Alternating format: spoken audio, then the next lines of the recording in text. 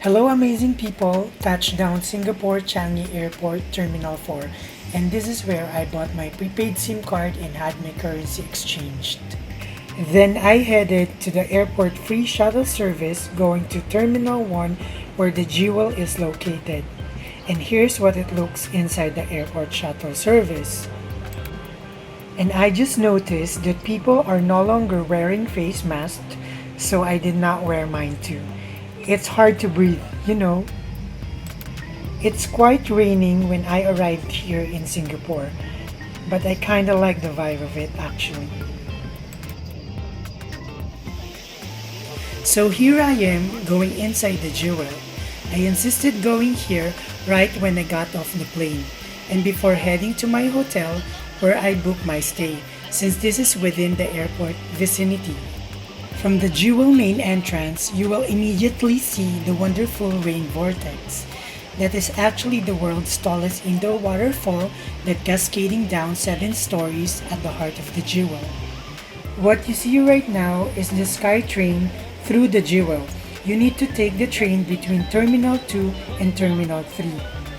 You can take this train from both public areas and secured areas of the airport. As you can see, the people are really enjoying this place and taking lots of pictures. So am I. I actually took more than 100 of pictures here. So make sure you visit the jewel. I am now going near the heart of jewel so I can take a closer look of it and just enjoy the moment.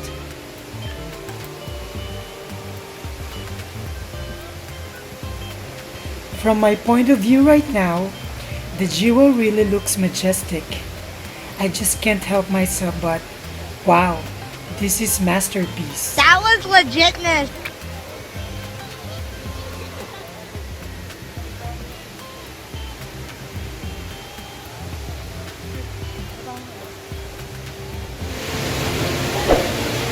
Hey, what's up guys? It's me again, Sam. So welcome to another vlog. I'm here now at Changi Airport.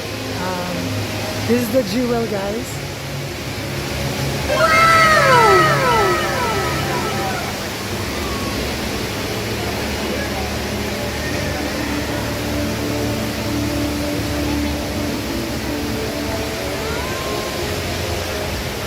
This place is so amazing. That was Look at legitness. that.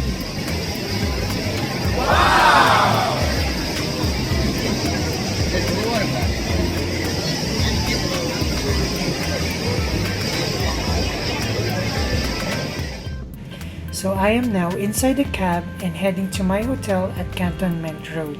As you can see, it's still raining. I hope the rain will stop tomorrow as I will start visiting places in town.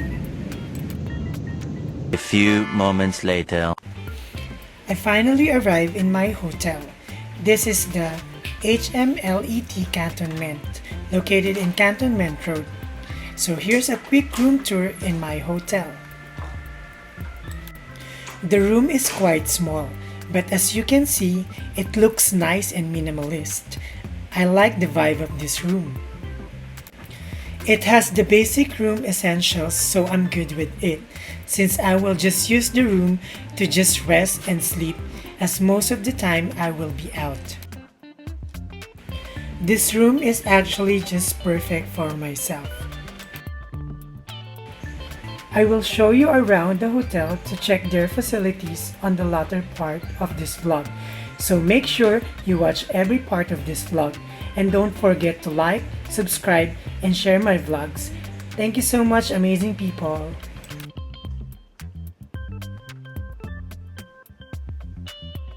Hey guys! So ayun na nga, nakapag-check-in na ako dito sa HMLET or HMLET Cantonment. So this is like a hotel apartment type, but the place is really nice and the staff, they're really accommodating. That was I legitness. didn't have any problem checking in here.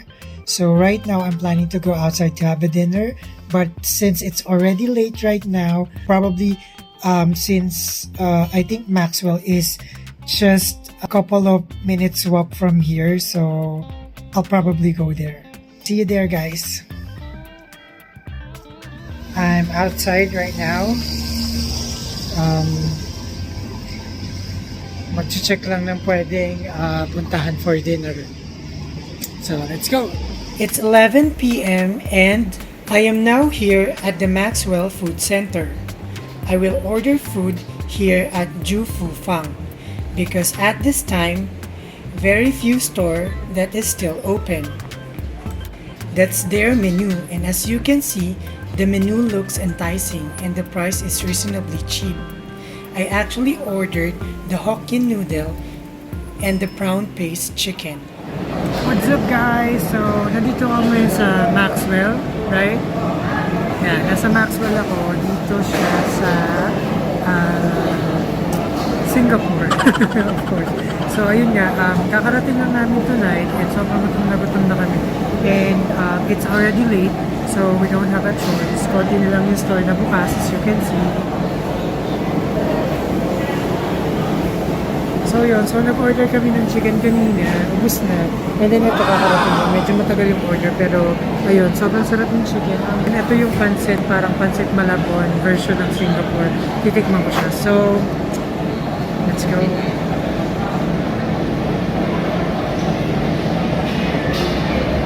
Medyo mainit.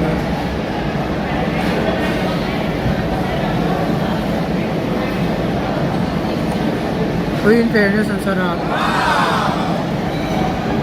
Pero parang pancit Malabon na lang siya. Pero, ang sarap na. Hey guys, what's up? Good morning everyone. So it's my second day here in Singapore and right now, nakapag-prep na ako, kakagising ko lang. It's already 9 a.m. and I'm planning to go to the Merlion Park. So hopefully, the weather will be good kasi medyo maulan dito sa Singapore. So I'm gonna show you the view outside the window.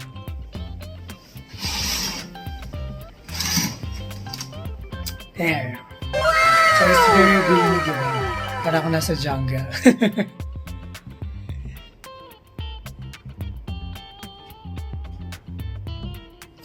Let's go, guys! See you there.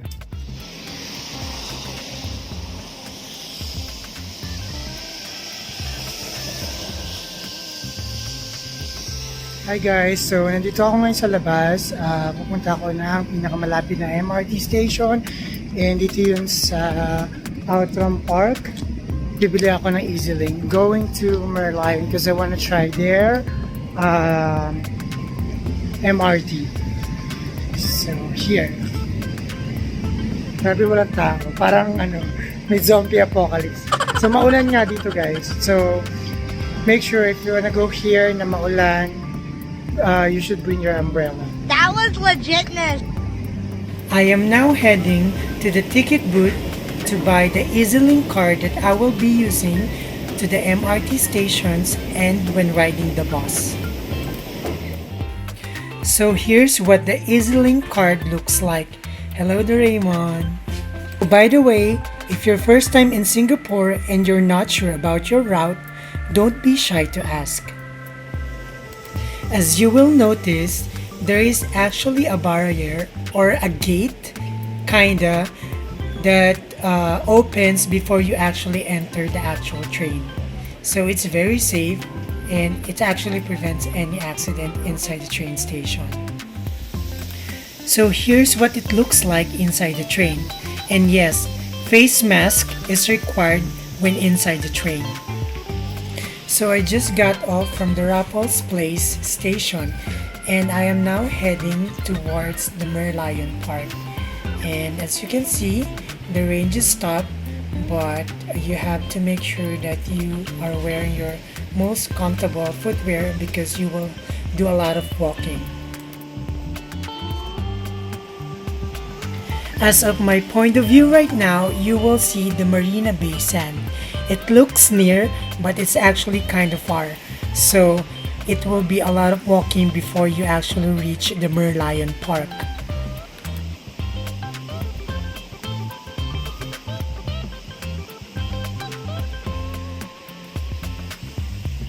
So the building that you are seeing right now is actually the Fullerton Hotel, Singapore.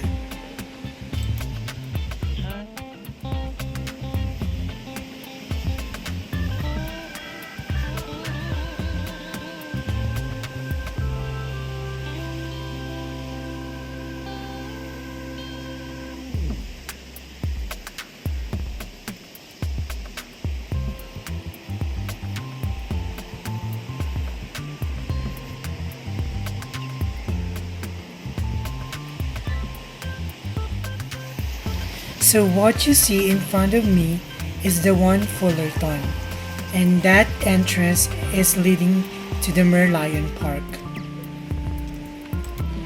At this moment, I think I'm walking for about 30 minutes already, and my foot kinda hurts.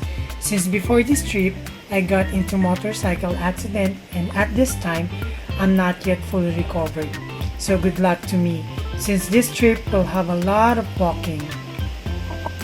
So even though my feet kinda hurts right now, I still push for this trip since I don't have a choice. I cannot cancel this one.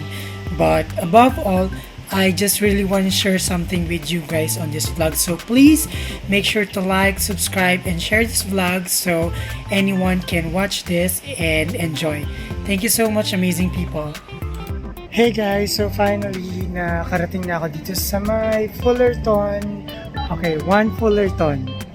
So dito guys, makikita niyo yung Marina Bay Sands and nandito rin yung museum nila doon. And yung Ferris wheel. Punta ako dito sa may part ng Merlion. So share ko lang yung experience ko kanina sa MRT. Sobrang seamless nung travel nila sa MRT. Sobrang smooth.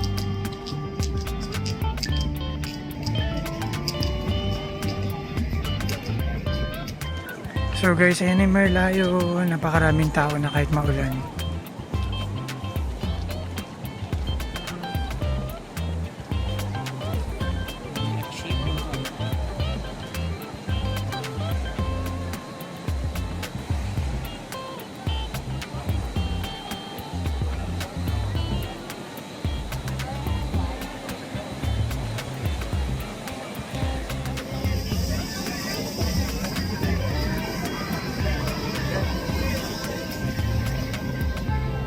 So ayun na nga guys, for the wet look ang peg natin ngayon kasi maulan. So ayun yung Merlion.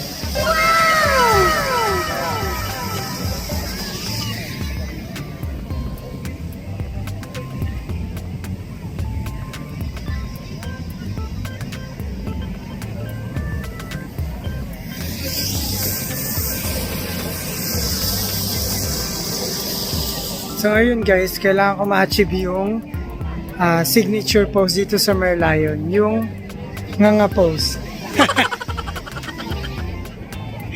Ang daming tao kahit maulan.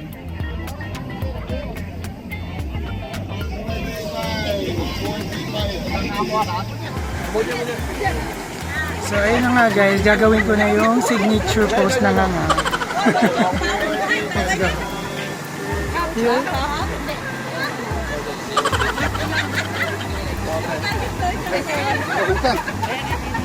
Ito na niya ang lagi niya.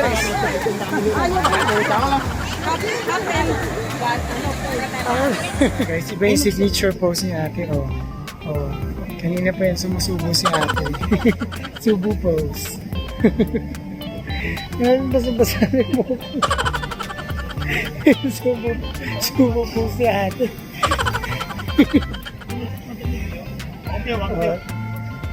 Tenga nga pa. Nga mo pati. Nga pa.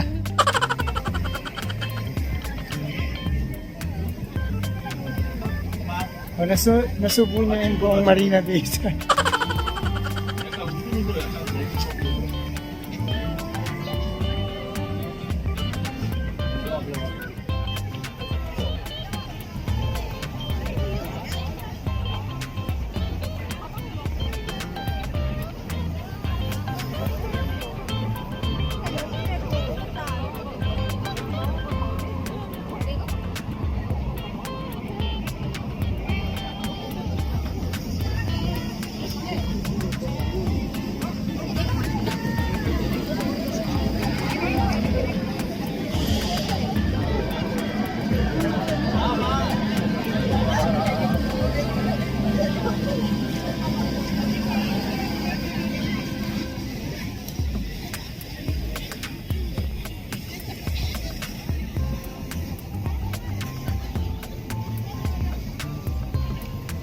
So ayun, tapos na ako mag-picture. Grabe, ang dami nakanganga dito sa sa Merlion Park. Tapos kanina si ate, grabe pati yung Marina Bay Sand. Sinubo. Anyway, buti na lang hindi umulan ngayon kaya nakapagpa-picture dito.